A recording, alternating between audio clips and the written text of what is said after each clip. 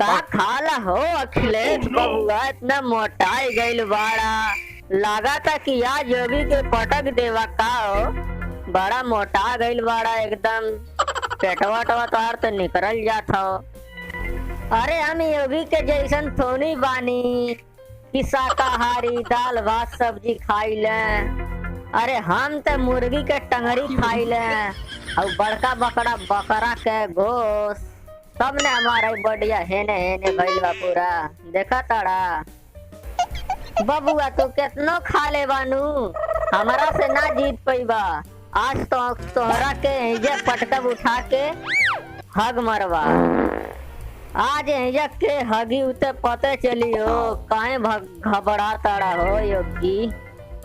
हम जानी ला तोहरा के योगी, जब हारे लागला तो उठा उठा धोरिया हमारे अखिया में फेंकाला। ये कहा ताड़ा कि हम तो हमरा के पटक देवा। अरे भक्चोनर तोरे पहलवान हुआ कि का हुआ रे? तोहनी के ने लड़े आइल वाटा की झगड़ा करे आइल वाटा रे। आई चला आई लड़े के तैयार हो जा। हाथ जन मिलावा केवल चला लड़ा पहले तब न देखल जाए कि कौन जीती कौन हारी। आज जे जीती है जा तकरा के 1 लाख इनाम दिहल जाए समझ ला। तो फटाफट चला तैयार हो जा और जीत के दिखावा इनामवा। ते मैं जीतब मोदी चचा काहे तू घबरा ताड़ा। अब देखा योगी के कैसन पटका ताड़ी। ऐसन पटकब ना कि यही जे हग गई है। सराऊ अखिलेश तू काहे टेंशन ले ताड़ा हो। पहले ही आवा कि केवल हाथ भर मिलाई बा।